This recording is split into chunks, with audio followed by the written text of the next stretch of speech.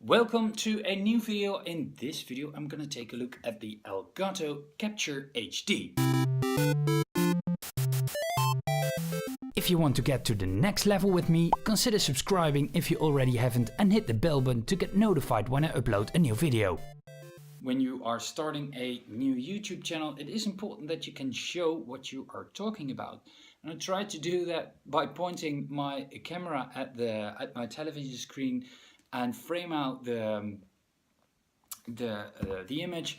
The only problem is that takes a while and I have to record it, and then I'm running out of memory and really complicated. So I thought to myself, well, let's look at some capture devices. The problem is those things are pretty expensive. This one is about 200 euros. There's also another version. This is the older version. There is the Capture HD60, which can record at 60 frames a second. But yeah, why would I want to do that? This version has also some separate cables to connect the composite image of your, for example, your PlayStation or my Saturn, and those cables are not included in the 60 version of this product. This is somewhat years old, but I don't mind if it works. Did I pay 200 euros for this version? No, I didn't. I picked it up second-hand, brand new in box for just 70 euros, including my sending fees. So let's unbox it.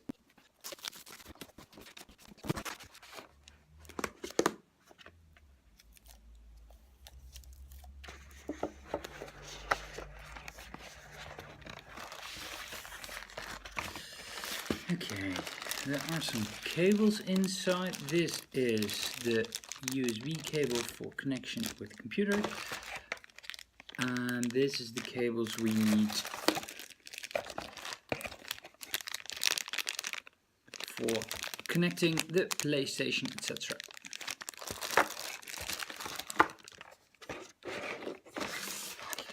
And this is a cable to connect it to your television, and this one is to connect it from your PlayStation 4 or 3 with capture device.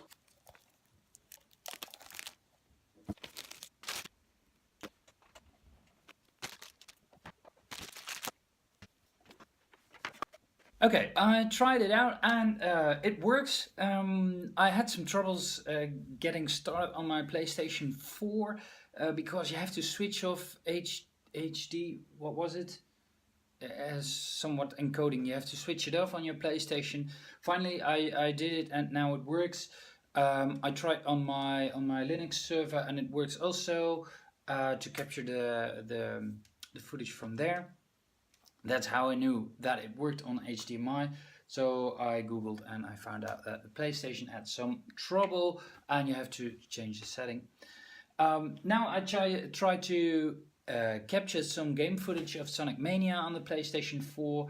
That works. The only thing that I didn't figure out yet is you can see a preview with your face, with your from your webcam, but it doesn't record it, and I don't know why it doesn't record. I have to figure that out. To install it was some kind of an issue because it only works on the newest version of the Mac operating system, and I didn't upgrade because some shit with iCloud, and my other PC is too old and I can upgrade it, but I can't exchange data from my mobile phone, and that Apple ecosystem, sometimes you want to strangle Apple. So I can't update, so I had to download another version. And now how to connect it, I don't know. I have to find the manual, and I couldn't find the manual on the site of Elgato. There isn't a installation disk either, so you have to download, and the URL from Elgato doesn't work. So I have to go to the Elgato site and figure out where to download it. Eventually I found it, but I found only references to the HD60, and this is the HD. But it works with the older version of the program. Now let's try connecting composite. I solved the problem with how to connect it. You have to connect the composite cable to your red input. Why it isn't shown, I don't know. So I had to look it up, and when I selected the composite input, it said on the screen what I had to do. So if I had done that before, I had to look it up. But the next problem is, and you can see it already, I hooked up my Saturn and it gave a error message on my TV. Capturing is great, no problem. And I hooked up now my Megadrive to see if it's a problem with the Saturn, but it does the same thing.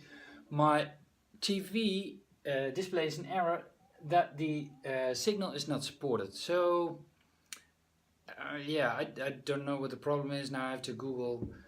Oh my god, it isn't the setup isn't really easy. Well, I finally figured it out.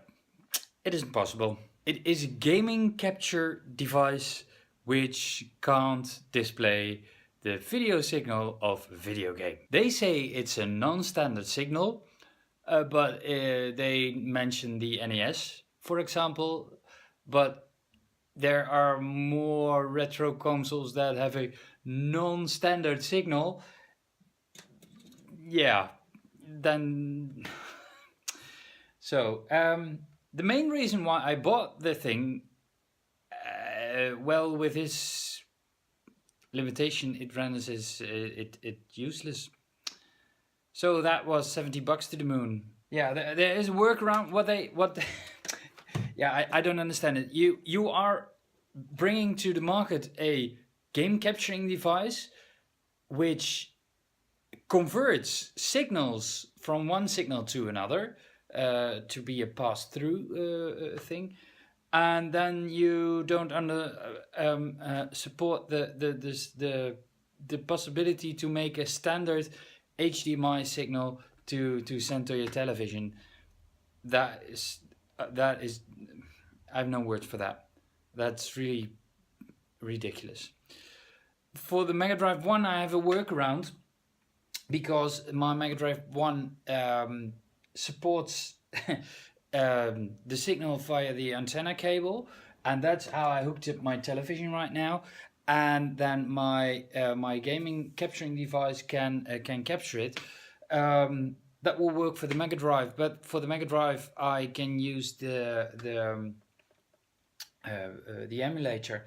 But for the Saturn, etc., I need to make ISOs and download ISOs, and those are so big, and oh my god, a lot of stress for every game. Oh my god. But the Saturn, for example, doesn't have two outputs. The Dreamcast either, the PlayStation doesn't either, and those are the video consoles that I want to capture the footage of. It is the pass-through signal. The game capturing device itself will capture the footage, but you need to see what you're doing. And there is the problem that the device has so much lag that is about a second or maybe two. That's just fine for capturing things, but when you want to game, that's totally not usable at all. What they suggest is to buy another converter, so it can convert the signal to HDMI. Then you can input the HDMI to the Elgato capturing device. That device alone, again, is 60-70 euros. I looked it up. What they also suggest is that you can use a splitter. Those are not expensive, but the problem with composite is that that signal over that yellow cable is so bad already, and then you're gonna split it, so the signal will get even worse. It's so stupid. It's really stupid. It's really stupid. Now I will show you how I hooked it up. There are 4 connections on the Elgato device. First of all, this is the input side. This is for your manual signal. You can use RGB, composite, or you can use the digital input, and that is via HDMI. There we have the output side. First of all, it's the HDMI cable that is going back into my TV, and this is the output cable to my laptop.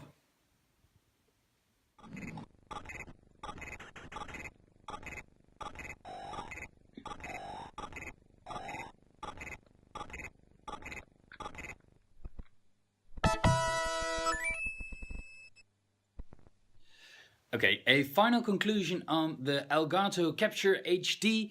Yeah, I already said it. I'm angry a bit and disappointed in the product, that it doesn't support a proper output of analog signals. That is just weird. I finally found out that it is possible to record the webcam with the device. I don't know what I did, but it worked suddenly. I didn't know what I did or switched on or switched off the last time, but it works now. Yeah, and resolution. Selecting a resolution is still a bit quirky. You can choose between 720p and 1080p, but that's it. And yeah, but I exported the movie and now it's in a lower resolution, which is on zich logic, because Megadrive footage is on a lower resolution, so you don't need 27p, 720p. But yeah, okay, it's okay, but when I have to grade it, well, yeah, because of the non-analog throughput, I will give it 4 out of 10. Yeah, that's sorry guys, but when you make a product that is supposed to do something and it doesn't do it, yeah, then the product is not good. If you want to pick it up for capturing retro footage, don't do it. And for capturing PlayStation and Xbox, that will be alright. So there you can use it for. That's it already for this video. I love making these videos for you, but in order to continue to do that, I need your support. You can support me for free just by hitting the thumbs up button, so YouTube will offer my video to more people. You can also subscribe to my channel if you like and hit the bell button to stay updated. Thank you for watching, and I hope to see you next time.